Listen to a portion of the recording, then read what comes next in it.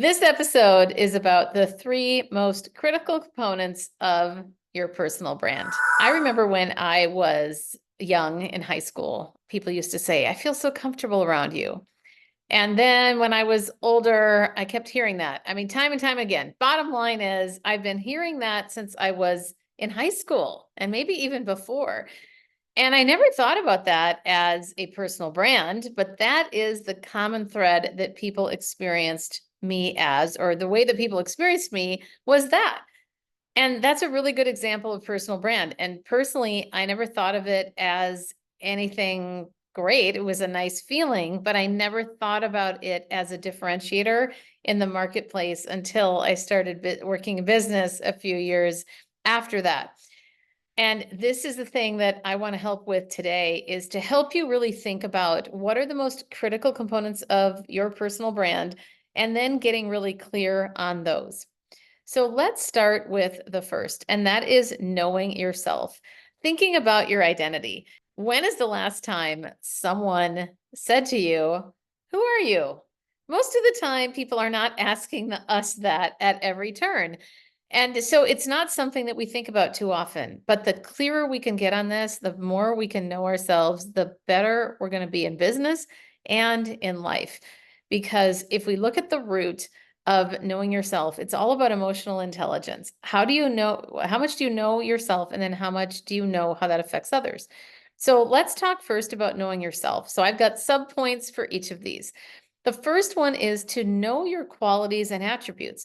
Now, I'm talking about the positive qualities and attributes, by the way. A lot of us go to that doubting person or that critic inside ourselves. So the first thing you want to do is know that you've got amazing attributes, but a lot of times we don't have them at the ready. We don't think about writing them down and we continue to go about our life. And the best thing that I can tell you is to write those things down. So here's what I'd recommend is that you start making a list.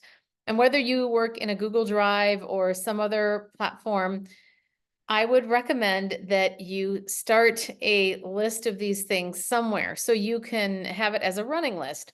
For example, when I used to work in a company, I would make a list of accomplishments as they happened, because then I would be able to go to my performance review or my monthly status updates with my boss and share those things and say, hey, I'd love for you to celebrate this win with me. So that is a great way to use them. But the main reason I'm suggesting that you start with that is because the first step here is to get better at knowing yourself and celebrating those things. So make a list of your positive qualities and attributes. Now, here's what's interesting. A lot of us don't think about positive qualities and attributes as specifically a character trait. We often think about what are the tangible accomplishments that I have had. So I want to remind you that character qualities, as well as those practical, tactical things that make us the experts that we are in whatever our field is. So all of this to say, make 2 columns on a piece of paper or on a computer doc and put your character qualities, character traits, personal qualities, any of those strengths, put those in there. So for example, you might consider yourself to be a likable person, a kind person, a thoughtful person, a grateful person, a generous person. Put some of those strengths in that category. And then the other one, make the list of accomplishments that are the more tangible things that people can say, oh, wow, she did this, like you climbed Mount Everest, although that's more of a personal accomplishment, but that's fine too. You want to have both.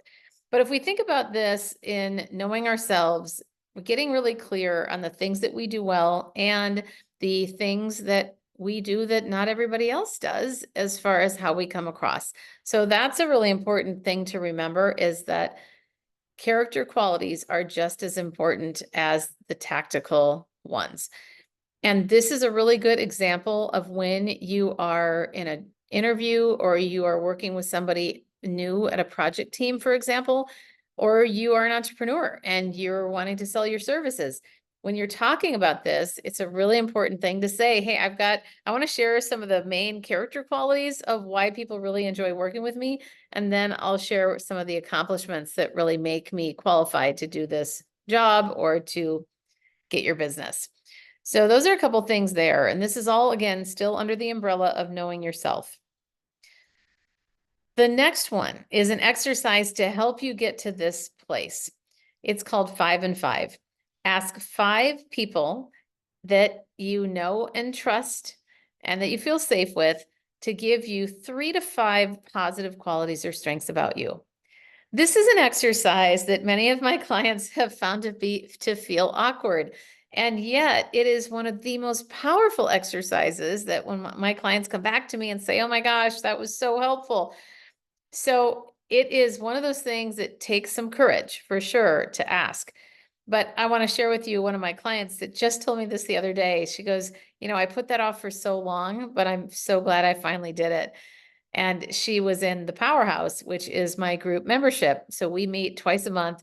And she was sharing, well, she was kind of jealous in a way that the others had done this exercise, came back and reported how great it felt, but she hadn't done it yet. So I'm so proud of her that she did it. And it was such a great feeling. And so many people find that the themes are so similar. So that's definitely what I would recommend. The other thing is to be clear on your values, making decisions from our values. I was on a networking call the other day and I was telling people a story about something and telling them that, at the end of the day, I made a decision not to do the thing I was considering because it didn't meet with my value of peace. And that was something I hadn't thought too much about that being that special, but this whole networking group said, oh my gosh, you actually make decisions based on your values. You're that clear. And I thought, well, yeah, I am. It's just a habit that I have. So this is another example of getting really clear with your values. And I would recommend that you narrow it down to 3 to 5 core values that you live by. And that can be really helpful, especially when you're having to make more difficult decisions. Having that value stack available can help you to go, yeah, does this align? Let's revisit my values and ask, does it work? And then you can make better decisions that way. And it's funny, I remember when right before I got married, I was doing all the personal growth work around getting married and all the things. And it's not that my husband wasn't open to it, but he's not going to be the one to say, hey, let's go to a personal growth workshop and do all these things. So I remember vividly, I was sitting on the couch and he was in the living room or the other room. And I just kind of yelled out to him, hey, honey, I'm doing this book. What do you want our family values to be? And he said, I think I said our home environment. And he said, I'd say peaceful, safe, and fun. And I thought I could get on board with that. Yes, let's do that. So we had a really weird situation once where a neighbor, I'm going to really short circuit this because it could go on and on. But basically, one of our neighbors in our building gave us a cat. This was when we lived in San Francisco many years back. Gave us the cat and then wanted it back. And we did not want to give it back. And there was a mini war going on here with, wait, you really wanted this cat fostered and now you want it back? That's just not right or fair. And after weeks of this going by, finally my husband said, I just have to ask you, is this matching our value of peace? And I said, no, it's not. Although I really wanted, we just decided we have to give this cat back. It's too stressful. So that's one personal example, but this is a very important thing in business as well. One of my main values is excellence. And I remember working with somebody on one of those online summits. I was running this, or rather I was hosting this. And the woman in charge of the event, actually, she had quite a few typos in this thing, in this document. And I mentioned that to her and she said, well, I don't care. And I said, wait, what? And she said, Karen, this is the bottom of my list of all the other problems that I need to solve with this summit. And I thought, okay, that's a fair statement. Very clear, but I have the value that if you have typos, that makes you look sloppy and unprofessional. And so, and I'm not saying one or two, I understand that, but there were a lot. And it's representing me. So excellent, since that's one of my values. I said, okay, this isn't going to work. So clearly we are out of alignment in our values. So that helped me to make that decision to move on.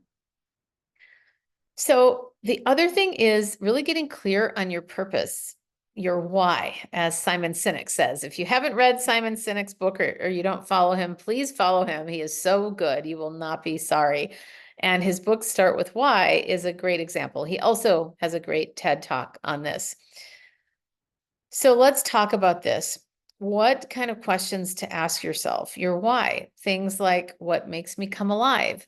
Or what's something in the world that really bugs you that you want to eliminate or eradicate? For me, I'm on a mission to eradicate self-doubt in 10 million women in the next 10 years. And that is something, it really makes me mad that self-doubt is so prevalent in so many women. So that is something that is really important to me. So a big part of my purpose is all aligned toward that mission to reach those women and equip them with confident communication skills. So what is it that might bug you in the world that would help inform your why? Another question to ask yourself is, if I only had a year to live, how would I spend that year? Really great reflection question to ask to help you get clearer on that. What makes your heart sing? For some of you, that's a question to ponder as well and think, gosh, yeah, what am I really passionate about?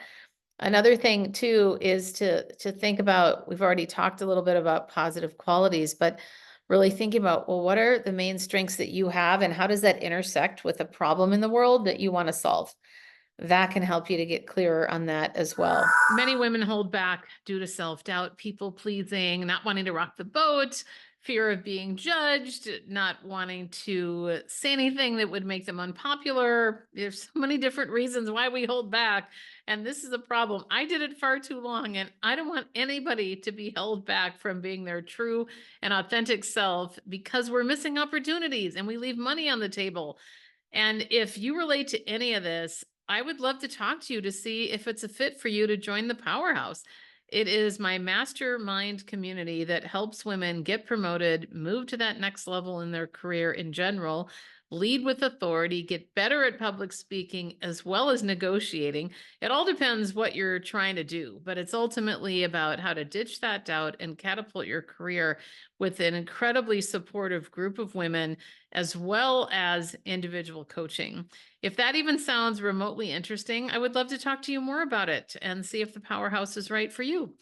You can jump into the show notes and you'll see a link there where you can schedule a clarity call with me to see if it makes sense. I would say, though, probably the best exercise to help you in getting clearer on your why is to write your eulogy. Yes, write your eulogy. That is what I said. This is a great example of getting an idea of what legacy you want to leave. And if you left the world today, what would you want people to say about you? How would you want them to remember you? And what is the purpose that you would say, wow, this is why I was put on this planet. This is the work, or this is the thing that I really want to leave as far as leaving my mark on the world. So I just recently did this, actually. I've been talking about it for years, and I finally sat down and did it myself maybe 6 months ago. And it was so fun, honestly. I know it sounds a little bit strange and maybe morbid, but for me, I want people to have a party when I'm gone, and I want them to just be able to rejoice and say she lived an amazing life and she's in heaven with Jesus now. So that for me was a really fun exercise to specifically think about how I want to leave things and how I want people to remember me by. The other one related, this is all related to still knowing yourself, okay? The other one is to be clear on the vision of what you want for your life. Now, that might sound like a really big thing to attempt to do. So start with a vision board. What do you want in the next 90 days? What do you want in the next year? You pick the time frame. And when you can write down pictures and really acting as if that thing has already happened, that will allow for so many things to happen. It's something really cool in the way that energy works, or the universe, or whatever you want to call it. And specifically though, for me, I'm a faith-based woman, so I really believe in the power of prayer, visualization, along with prayer and action to get the thing that you want. So sitting down and doing a vision board where you cut out pictures from magazines, or there's probably very few magazines around nowadays, but could be on Pinterest or anything else. The other thing you can do to get clear on vision that I've found as a very powerful exercise is to put a date on a piece of paper or start typing in a Google Doc, put a date in the future. So maybe it's a year from now, again, whatever time frame, but a time frame as if it's already happened, and then write literally as if it's already happened. What are people saying to you? What are people envisioning around you, or just how are they being around you? So for me, my goal is to have this 10 million women, my vision of 10 million women to be at the Chase Center stage in San Francisco. My goal is to be on that stage and have 18,000, which is the capacity of the Chase Center, 18,000 women empowered, feeling free, being together in community, and we're all being inspired by different speakers. So that is my goal, and that's the way I see it. So when I write out the vision, I say something like, I love how I'm able to watch the crowds of people approaching the center as I get dropped off in my limo in the backstage by the backstage door. And I see women walking up the escalator. So the more you can start writing or visualizing something as if it's happening already, the more senses you can get to be part of this, the more likely this thing is to happen. I find it absolutely fascinating, this law of nature or whatever it is, how the more you start focusing on things happening and acting as if they're happening, then they start happening. It's really wild. So give it a try. All right. The next one is how to, so the first one was knowing yourself. Second component of personal brand identity is how you affect others, being aware of how you affect others. So for example, here's an ask that I would suggest you sit with for a minute. How do you want people to feel after they've left an interaction with you or while they are with you? How do you want them to feel? And what do you want them to say about you when they leave an interaction with you, whether it's on a Zoom call, a phone call, or in person? When I do this in groups and in talks, so many people say they want people to feel seen, they want people to feel heard, they want people to feel known. And I think those are fabulous things. So what is it for you? How do you want people to feel, and what do you want them to say about you? I remember vividly several years ago, I went to London on a business trip, and it was one of those rare occasions where Chris, my husband, came with me. I wanted to get out of the hotel just to go visit Big Ben. And we were close enough that we were within walking distance, but not close enough that it was right around the corner. So I'm pretty good with directions. So all I wanted to do is ask the concierge, do I turn left or right to get out of the hotel to get to Big Ben? And there was such a long line at the concierge desk, but I kept waiting and waiting, and I kept getting more frustrated and more frustrated. And finally, I thought, this is ridiculous to be waiting in line here. I'm just going to go ask the security guard, which way do I turn? And I went up to this guy and said, hey, which way do I leave the hotel to get to Big Ben? And he said, I don't work here. And I said something like, well, what is your role here then? It wasn't very nice. And my husband had overheard this. He goes, Karen, that was so rude. Gosh, you sounded mean. And I felt terrible. And this was such a great example of he had one exchange with me, one interaction, and that is how he is going to think about me or feel around me as a result of that. And I thought, I do not want that to be his only interaction with me, but it is what it is. Now, as a side note, I did find out he was a security guard from the hotel down the block, but he was on a break visiting a friend. Nonetheless, I digress. But the point is here, are you representing your best self in all situations? Are you coming across in a way that is serving you and putting out your personal brand in the way that you want to, in the way that you intend to. Because a lot of times we intend things to come out in a certain way, but the impact is very different from our intention. So really good to keep that in check and keep that in mind. So that is really how you affect others and being more aware of that. All right. So first one was knowing yourself. Second one is how you affect others. And the third one is communicating that out to people. The main thing I want to talk about here is being clear on your point of differentiation. And what I mean by that is what sets you apart at work, in life, in your projects, wherever you are in the world. What is different about you? So for example, I have a 3-part model for how to introduce yourself. It's the PPU method. Say something personal, professional, and unique about yourself. That unique part is your point of differentiation. And the thing is, you could share different things. Sometimes I share my example of how, and just to give you my full example, I would usually say something like this. I'm Karen Laos. I am originally from Minneapolis, but now I live in San Francisco based on a dream of mine to live here. And I packed up all my bags in the trunk of a car, enough for 3 weeks, landed in San Francisco and never left. I'm also married with 2 cats, and we now live in Oakland across the bay. On a professional note, I am a keynote speaker specifically on a mission to eradicate self-doubt in 10 million women in 10 years by helping them to develop confident communication skills in their presence as well as their message so they can advance in their careers. Something unique about me, here's where I can switch it up sometimes. So something unique about me is that I always had this dream of living in Manhattan. And for the entire month of my 50th birthday, I rented an apartment there and lived like a local.